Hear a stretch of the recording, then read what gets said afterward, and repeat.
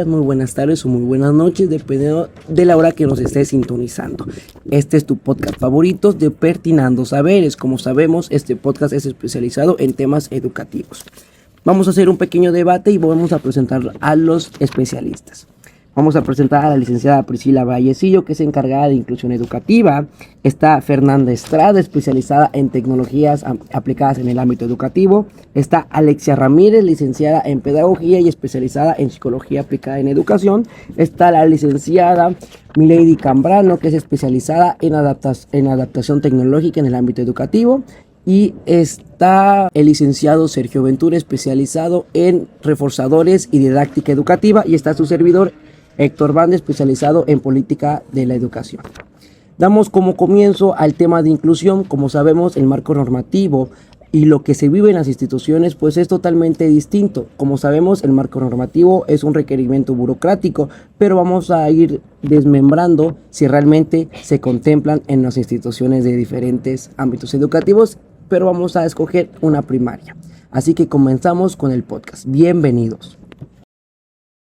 Gracias, licenciado, por este espacio que me ha proporcionado. Bueno, yo voy a hablarles sobre la inclusión en la nueva escuela mexicana a base de las observaciones que fuimos a hacer en nuestras prácticas. Bueno, pues sabemos que la inclusión pues trata de la igualdad de oportunidades, de la no discriminación y de una educación de calidad. También así como el apoyo individualizado y la colaboración entre docentes, como la capacitación del profesorado y el apoyo en servicios especializados.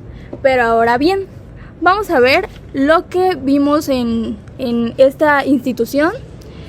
Realmente, pues aquí pudimos observar que en esta institución, por ejemplo, no contaban con el USAER, que consiste en este apoyo para niños con problemas especiales.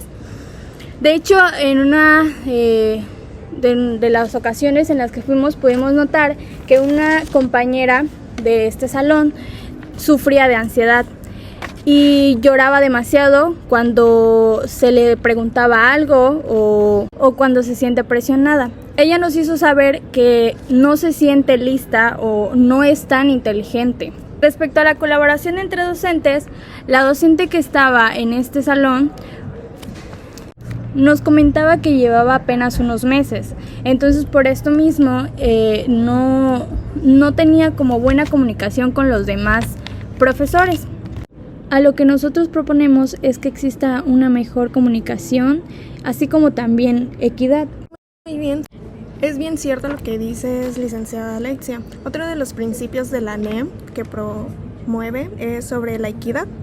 Esta pues es el acceso justo a la educación para todos los estudiantes, donde sin importar el origen socioeconómico, el género, la etnia y ubicación geográfica de los estudiantes, pues tengan el acceso a una educación y también a la igualdad de oportunidades. ¿Cómo podemos tener este acceso a la educación? Pues la equidad asegura tener instalaciones adecuadas, materiales didácticos, un personal docente calificado, en el cual pues con todos estos contenidos se busca reducir las brechas de desigualdad y garantizar que todos los niños puedan desarrollar su máximo potencial. A base de nuestros días de observación dentro de esta institución, pues podíamos poner una comparación a lo que nos dice este marco normativo junto con la realidad a la que nosotros enfrentamos en esos días de observación. Por ejemplo, a base de mi experiencia sobre las instalaciones, pues no cuentan con una infraestructura apta para personas con discapacidad, en el cual pues no habían rampas para personas que utilicen sillas de ruedas. Tampoco, la mayor parte de la infraestructura de la escuela es con escaleras. También los salones estaban no en peores condiciones, pero sin embargo habían por ejemplo, como las sillas, los pizarrones en mal estado, que no había una limpieza y por parte de los docentes y también por parte de los alumnos una concientización de poder cuidar las cosas.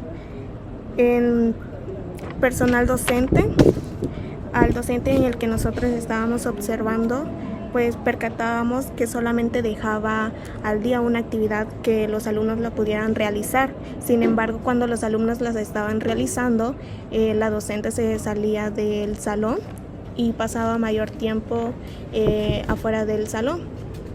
Tampoco pues notábamos que no había una vocación por parte de ella en que los niños aprendieran, tampoco era dinámica y tampoco no fomentaba la participación de los alumnos para poder participar o también hacer las actividades. A lo cual cuando nosotros intervenimos, nosotros nos mostramos con una mejor postura para poder realizar las actividades y ejercerlas. También viene mucho lo que es la participación social, que es muy importante. Es muy cierto lo que dice la licenciada Milady. Pues bien, hablando de la participación social, esto se lleva o se fomenta incluyendo a los padres de familia, a los maestros, entre otras autoridades educativas. Se reconoce que la educación es responsabilidad de toda la sociedad y se promueve la colaboración entre todos los sectores para mejorar la calidad y la relevancia de la educación primaria en México. Promover el trabajo en equipos y organizar actividades que requieran colaboración entre los estudiantes como proyectos grupales ayuda a que integren a los padres de familia, a que colaboren en el aprendizaje de sus hijos. También podemos fomentar la empatía para entender los sentimientos y las perspectivas de los demás, así como también involucrar a los padres en actividades que sean partícipes de la educación de sus hijos. Hablando desde mi experiencia en el salón que fui a observar, pues se nota que la maestra pues no se involucra tanto en la participación de los alumnos, no está como involucrada o interesada en que los alumnos aprendan. Ella solo va y pues deja una actividad y no tiene como esa vocación para que ellos aprendan, o sea, no se nota que ama su trabajo. Entonces también el hecho de que pues es un trabajo de padres, de familia, de docentes y de los alumnos para que puedan llegar a tener una buena educación de calidad. Siguiendo con el tema de la licenciada, podemos también entender que la educación es una universalidad, pero hay que entender que si realmente en el ámbito educativo en México y más en el estado de Chiapas realmente hay una universalidad de los conocimientos, porque tenemos que tener en cuenta que la universalidad va de la mano con las políticas públicas. ¿Por qué es importante tener un poco de conocimiento sobre las políticas públicas en el ámbito educativo? Porque pues es un régimen ideológico que los profesores, los programas y en este caso la NEM siguen para dar buenos servicios educativos. Ahora bien, tenemos que tener en cuenta también que la flexibilidad no es uniforme. ¿Por qué? Porque si ponemos en contexto las escuelas rurales a las escuelas urbanas, pues obviamente no son las mismas oportunidades. Un ejemplo de eso sería el poder adquisitivo, el poder ejecutivo que tienen los padres de los niños de escuelas rurales, y obviamente la movilidad. Como bien sabemos, la movilidad dentro del ámbito educativo pues va de la mano. ¿Por qué? Porque desafortunadamente en México y en partes de Latinoamérica, incluyendo el Caribe, pues obviamente las escuelas en ámbitos rurales pues están un poco lejos. Ahora bien, contemplando, como dicen las licenciadas anteriores, obviamente la participación que tuvimos en las observaciones pues fue de mucha ayuda, ya que pudimos ver si realmente el marco normativo es realmente hechos y no palabras, o simplemente es un requisito burocrático de la política educativa. Ahora bien, dentro de eso podemos ver que, por ejemplo, la institución en donde nosotros estábamos siendo parte fundamental de un factor externo de observaciones, podamos contar de que realmente no hay una universalidad. ¿Por qué? Porque dentro de los contenidos o cómo se desarrolla la dirección para el control de sus profesores, pues podemos ver que hay una fragmentación de contenidos, una fragmentación dentro de la institución. Si hay una fragmentación en la institución, va a haber un poquito de controversia en el ámbito de los valores y de la participación de los padres, como decía la licenciada Fernanda, ¿no? Que es muy importante el triángulo virtuoso, ya que si no hay cooperación de padres de familia, niños y institución, pues obviamente el proceso de aprendizaje va a ser un poquito más complicado. Así que ya para cerrar con este podcast, le doy la palabra al licenciado Sergio Ventura.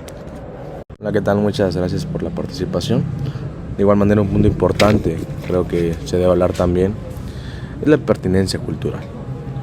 La pertinencia cultural pues no solo se tiene que ver en los contenidos que se enseñan en la escuela, sino también con el hecho de que la escuela debe ser creada a partir de la propia cultura, para lo cual hay que rescatar muchos puntos en la educación.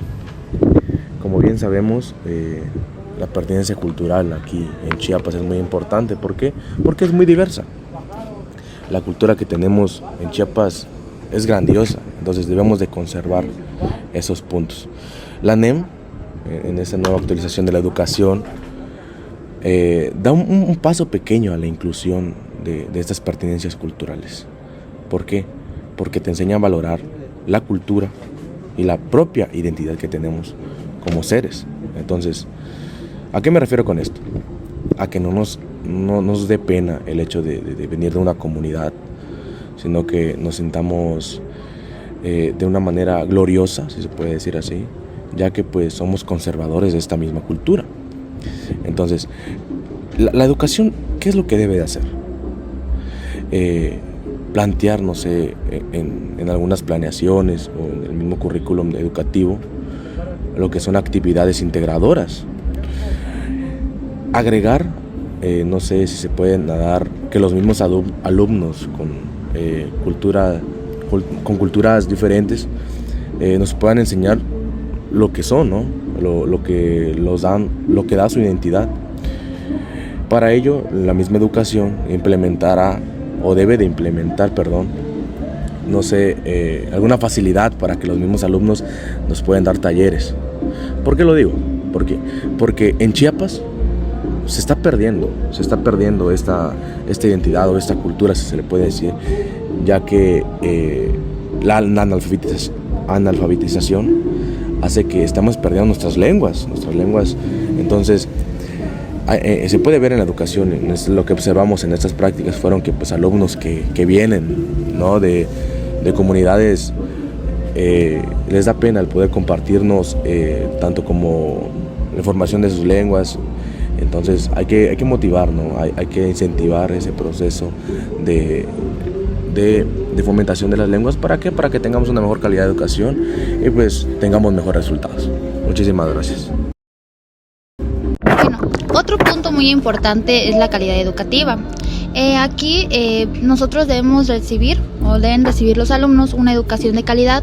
Este debe representar adquirir las competencias y los conocimientos necesarios para asegurar el conocimiento y el respeto permanente a todos los derechos humanos. En la calidad del sistema educativo es la cualidad que resulta de la integración de las dimensiones de pertinencia, relevancia, eficacia interna, eficacia externa, el impacto, la suficiencia, la eficacia y la equidad. Aquí el derecho es un derecho, la calidad, la educación de una calidad. Aquí esta se introdujo en la Carta Magna, en el cual el Estado debe garantizar la calidad en la educación obligatoria, de manera en que los materiales y los métodos educativos, la organización escolar, la infraestructura educativa y la idoneidad de los docentes y los directivos garanticen el máximo logro de que los alumnos puedan obtener un buen aprendizaje.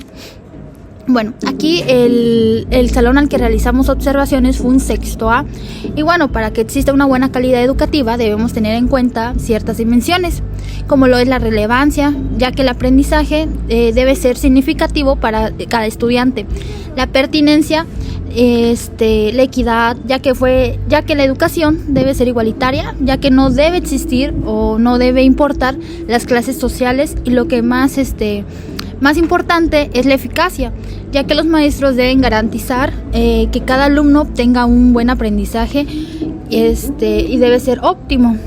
Y bueno, también retomando esto, puedo hablar de lo observado en el aula. El maestro llamado Diego usa nuevas herramientas para impartir sus clases, como lo es la tecnología. Estamos muy acostumbrados a que exámenes o actividades se realicen desde un libro, pero él usa computadora y la televisión, y esto hace mucho más activa la clase. Al igual, el profesor diagnostica las dificultades que hay en el aula. El maestro busca diferentes estrategias que permita que los alumnos puedan integrarse en el aula y que éste pueda comprender las temáticas que el maestro proponga para desarrollar las clases. Bueno, y así llegando al fin de este pequeño podcast, le damos las gracias de que nos puedan brindar un espacio y podamos hablar acerca de temas muy importantes. Damos por terminado este podcast. Agradecemos a los especialistas que gracias a ellos pudimos percatar y constatar el cómo nos fue en las observaciones presentadas. También agradecemos el hecho de que el marco normativo nos permitió dar una observación y una evaluación más concisa, ya que nosotros tuvimos que comparar lo que nosotros observamos con las herramientas pedagógicas que nosotros tenemos y el marco normativo como línea de engrane. Así que les agradecemos mucho su atención. Nos vemos para la próxima. Este es tu podcast favorito, Vespertinando Saberes.